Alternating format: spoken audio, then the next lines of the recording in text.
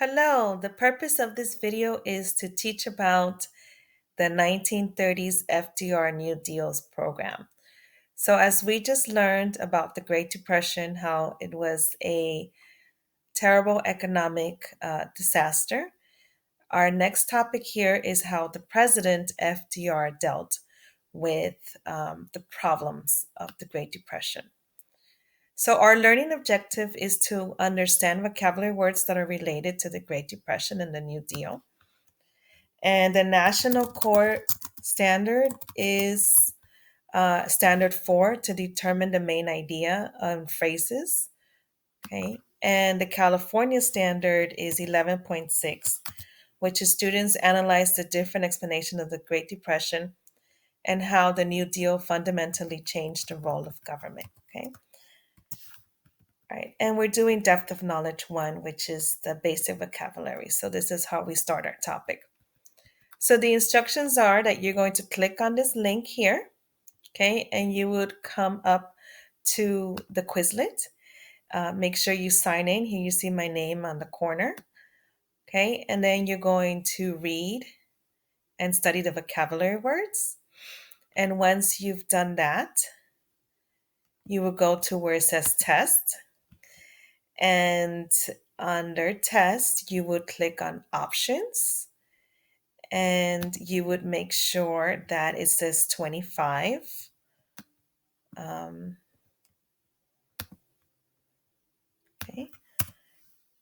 And remember to click out written because it always marks it wrong. And then you could decide whether you would like matching multiple choice or true or false. And once you have that, you put create new test. And then you take the test. And once you have taken the test, you would check your answers. And you would get your results. So here it says 0%. So try to get a screenshot that has the percentage and your name, and then you just screenshot it here. Okay. And then you press submit and you're done. Okay. So I would like to just go over the words with you to help you study.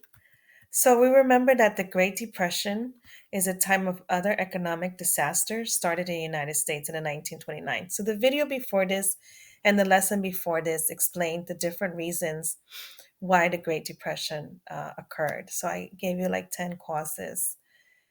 All right, so now we have a new topic, which is the New Deal. And I really like this political cartoon because it's a good metaphor. It shows Uncle Sam as a sick patient. And here's the president, Franklin Delano Roosevelt, is represented as the doctor, and Congress as the nurse. And they're both trying to help the United States or Uncle Sam here. And they have all these medicines here. So they have the CCC, the TVA, the NRA, the PWA.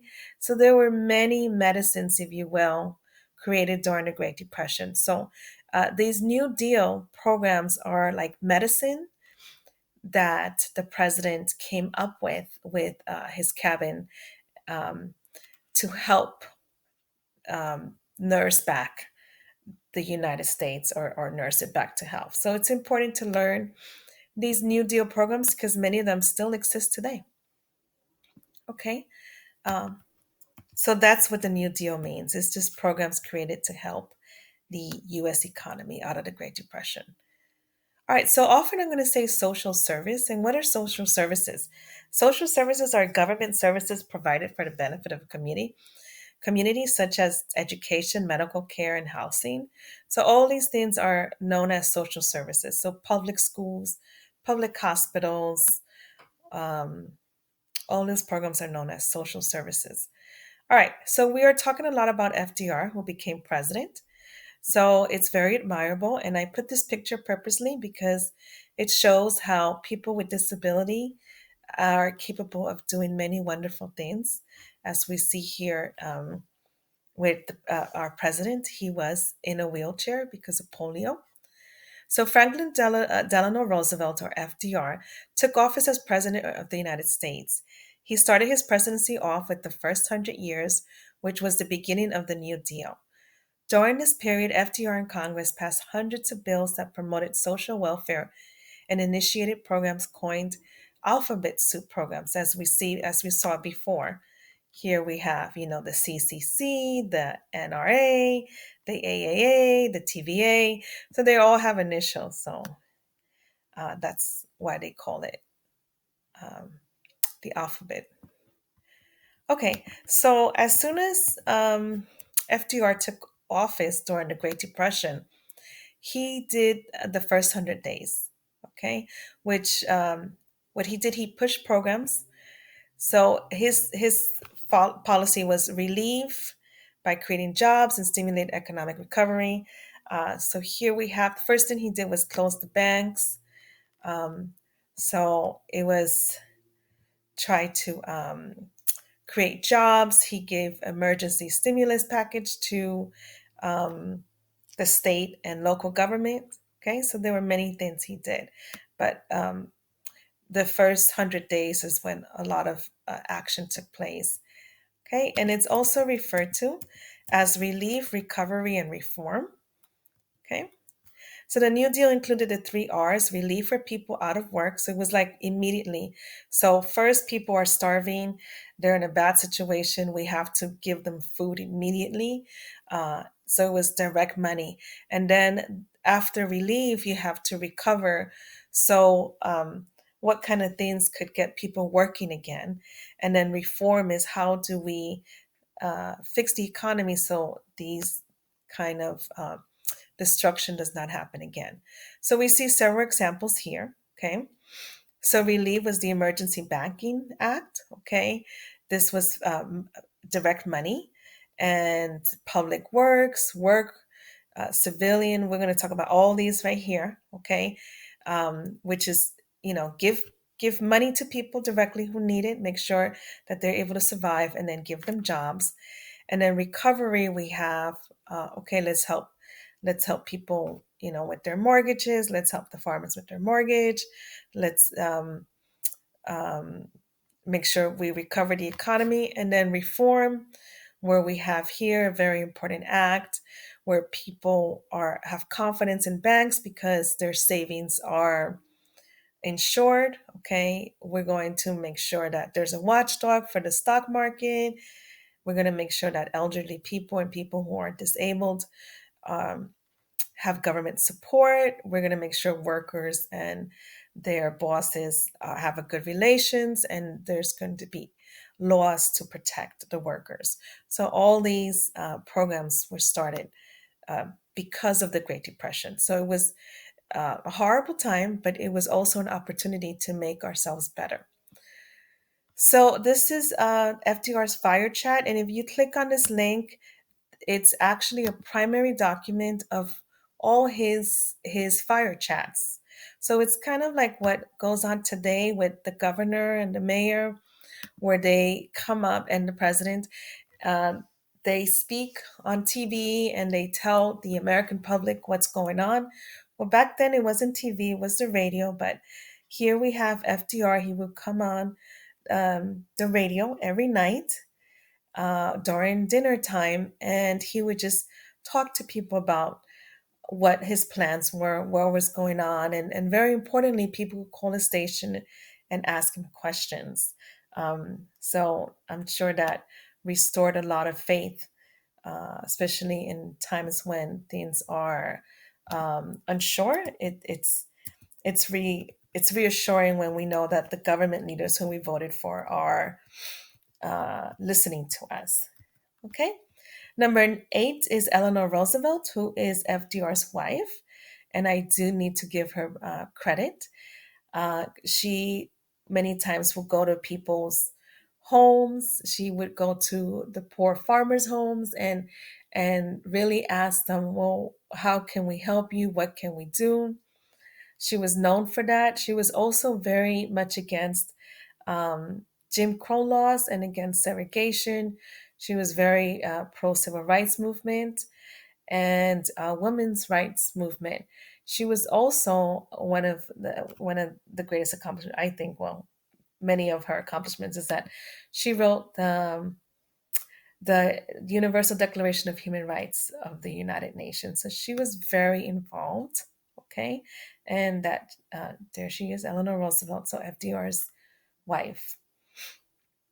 All right, so one of the first New Deals was the FERA, or Federal Emergency Relief Administration. Okay, kind of like FEMA today, where we have this just gave grants directly to the states. So the federal government, the president gave money directly to the states and the cities, and they said, okay, you know best.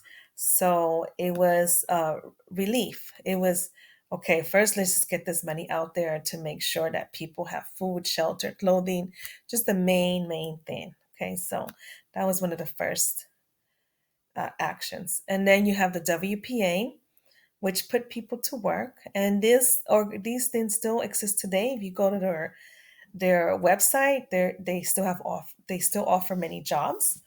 Okay. You have the Civilian Corps, which is they plant trees. Uh, I had a student who did a summer internship with them, and she absolutely loved it because she said that she would just plant little flowers everywhere, and she got paid quite well, and she really enjoyed herself. So these organizations, if you go on their website, they are still very much alive today. Okay, you have the Agricultural Adjustment Administration, which what they do is they control um, farm production. So do you remember one of the causes of the Great Depression was that because they had tractors, they overproduced crops. And when you make too much, like when you have too much lettuce and uh, oranges or whatever crop you have to sell it cheaper. And the prices became so low that the farmers could no longer pay for their tractor and their mortgage. So many farmers had a very difficult time. So what FDR does is that he regulates crops, so that way the crops, by burning the crops, the price had to go up. And I know it's counterintuitive because you say, well, people are starving. How could they burn the crops? That's not right. But at the same time, it was a way to help farmers recuperate.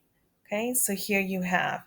So what it does, I found this online, so I do want to give credit to these two people here. But um, so what they wrote was that it pays farmers subsidies. That means subsidies that they support to not plant. And yes, they did kill livestock, which was, of course, not good, but it was a way to regulate prices. Okay. Do you remember we talked about inflation? Just you make too much money in the circulation. If there's too much money in the circulation, rather, then it creates inflation where the money loses its value.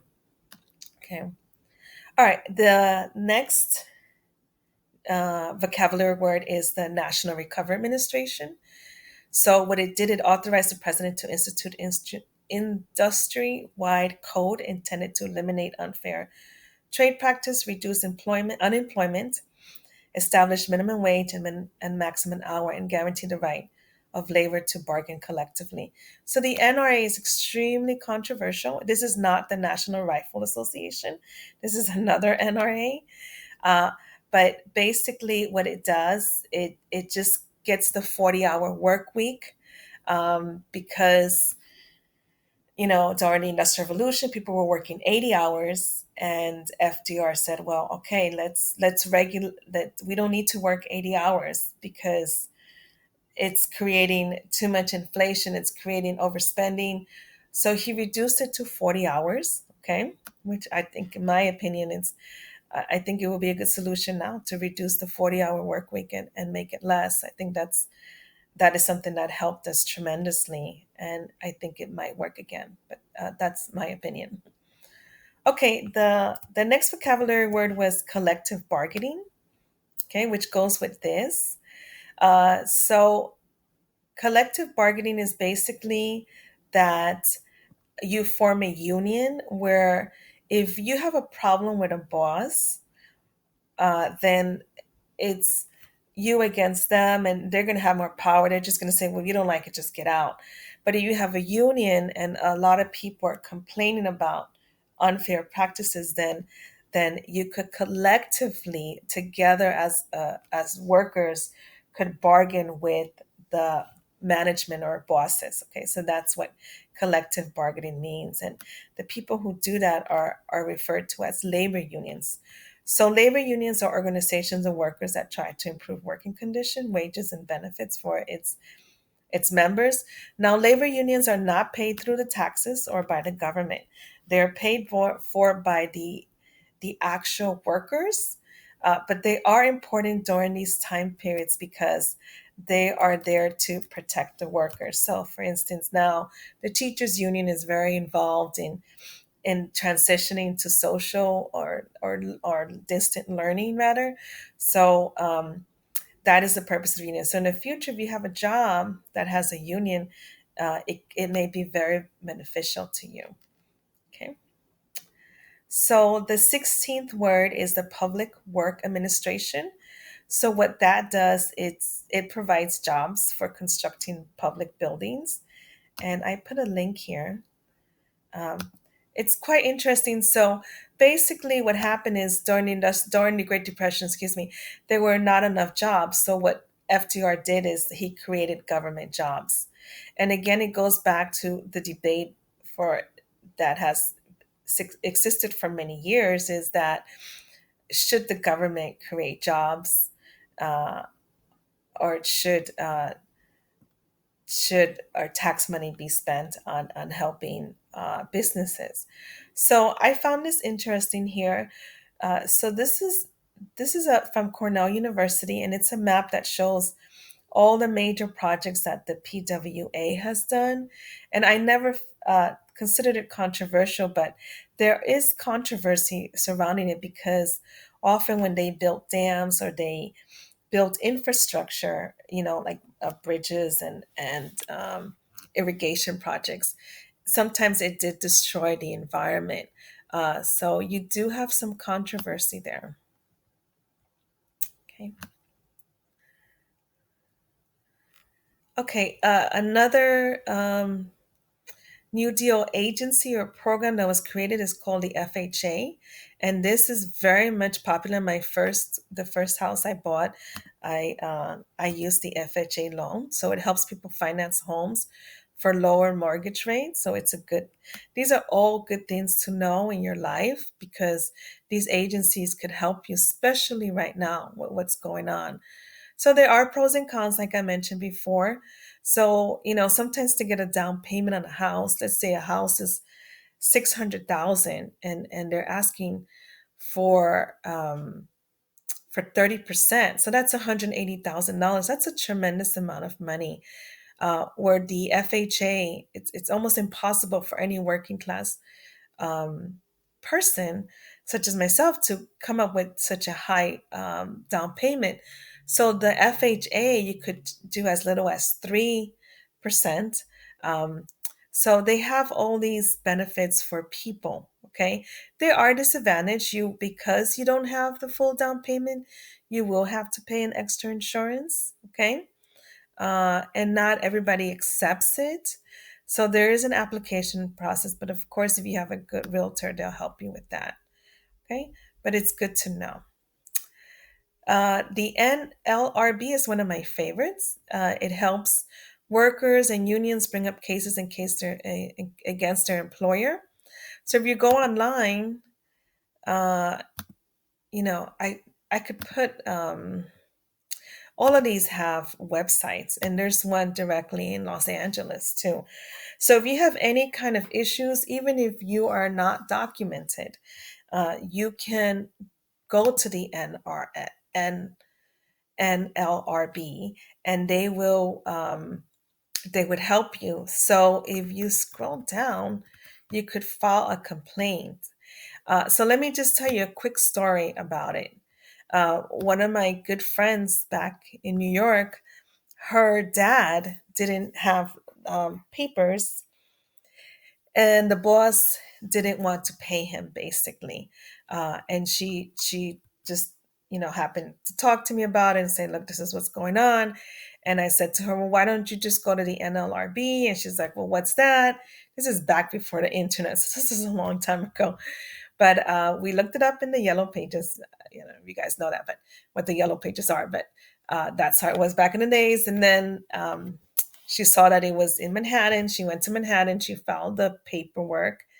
And then she left. And I said, okay, so what happened? She goes, nothing. They didn't do anything. They just had me fill out a form, and then that's it. And I left. And 2 years later, they sent her dad a letter and saying, this is your appointment time. Show up with all the receipts. Um, he went, and his ex boss was there, and his ex boss was forced to pay everything plus 29% interest. So they do take care of it. I mean, they could be overloaded. They could have a lot of people applying, but they do get to it. So I thought that was a really good story. So these agencies are still very much alive. Okay, and if you have problems, and also, oh, another story. I had a student who worked at the Ross, and her manager would make fun of her hair, which is completely um, uneducated. If he's showing such a lack of education there. And I said to her, "Okay, you don't have a union." I said, "Mention the NLRB." Say, I don't think headquarters would like to hear that I write to the NLRB. And I explained to her what it was, and of course, the manager was like, "I don't know what that is." I was like, well, time to find out. So shortly afterwards, he stopped bothering her. So this information is very important. It will help you in your life. Okay. All right. Number 19, I'm sure many of you've heard. It's Social Security. Okay. So what is Social Security?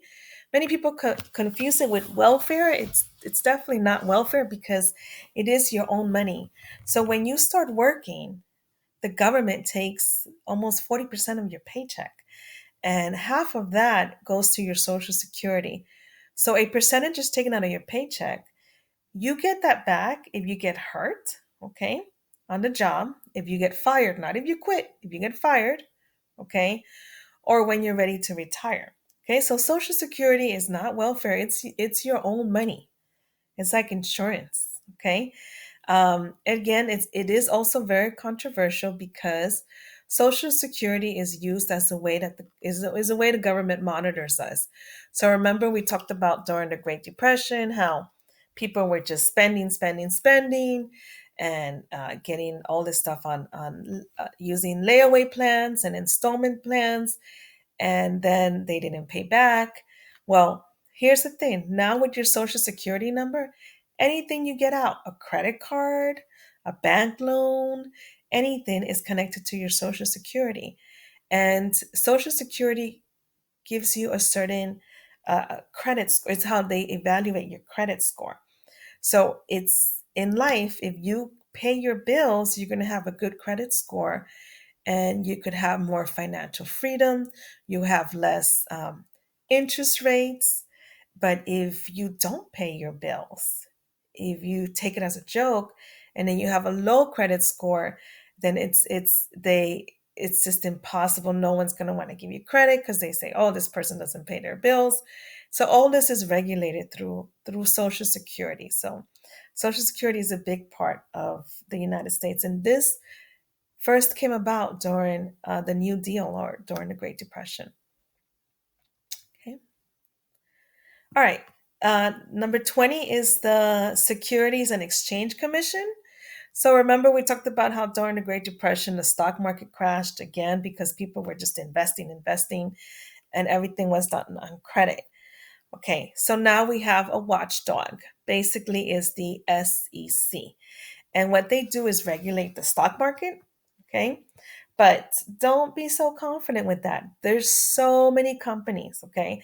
So there's no way that the SEC can regulate all the companies, and There has been times when people just come up with fake companies just to sell stocks, but the company doesn't actually exist.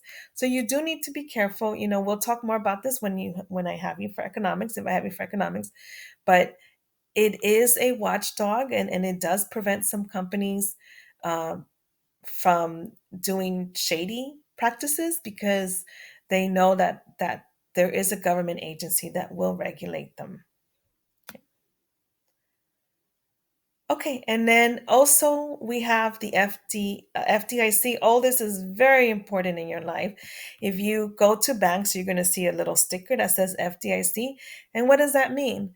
That means that you could um, insure the money. So back in the days, people would put money in their mattress. Even today in other countries, if you put money in another country that doesn't have insurance, you could lose all your money. But in the United States, uh, your money is secured. So even if there's a robbery or there's a fire or the banks do not they are very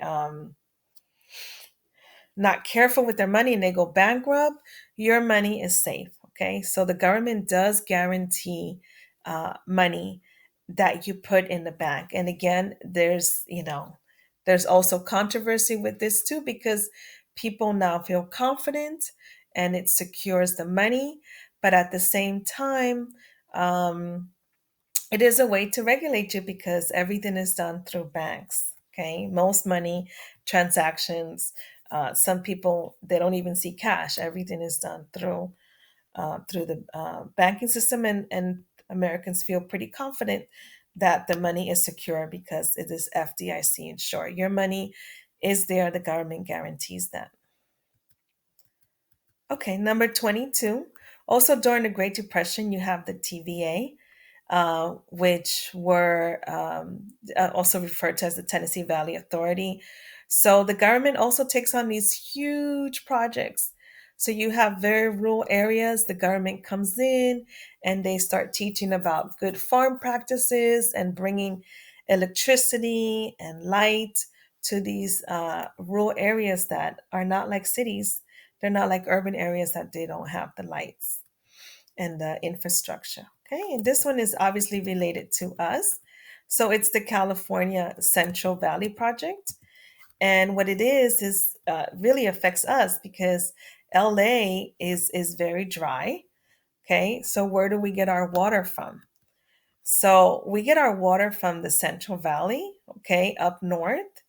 And all this started during the Great Depression. So it made LA, if it wasn't for the Central Valley program, we wouldn't, it wouldn't be the big city it is today because we need water. We can't live without water. So we get our water supply from the north, from Northern California. Okay. And these projects, of course, were paid for by the New Deal programs. Okay, so this one is extremely controversial as well. Okay, so we have the Glass-Steagall Banking Act. So basically, it goes with FDIC. I should have put this by FDIC.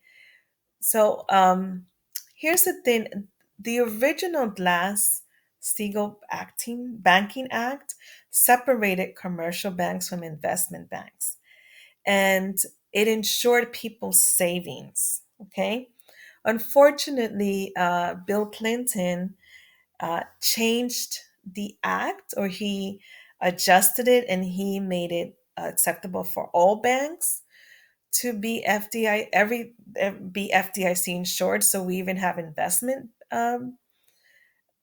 banks being insured. And remember, when I say insured, that the government pays, where does the government get the money from?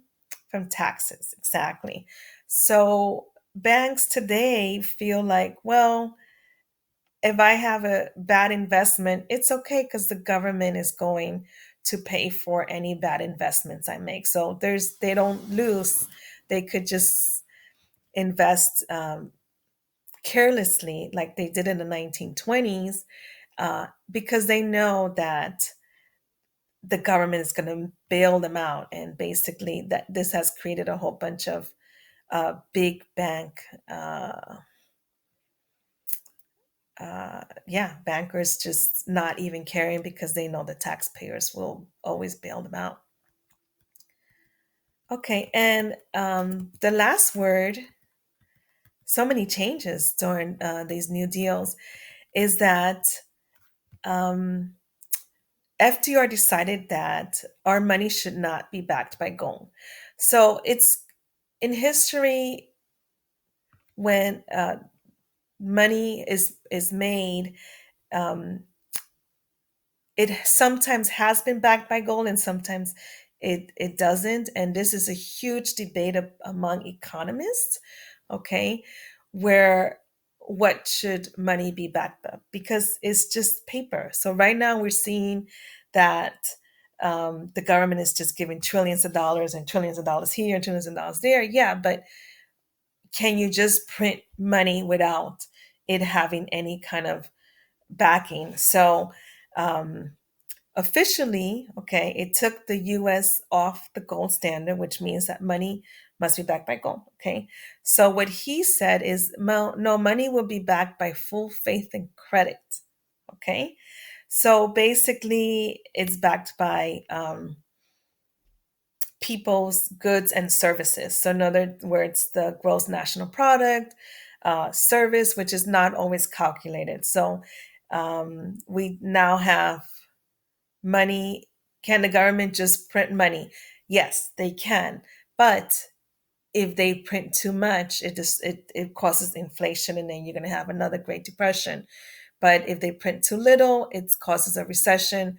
So the money that is printed has to be backed up by people's job, basically. Okay, so the New Deal completely changed the United States, and we see many policies that are still in effect today, and maybe some of these ideas we need to restudy them, because since right now we do have unemployment rate as big as the ones during the Great Depression, okay, we could use some of these New Deal programs to help us recover.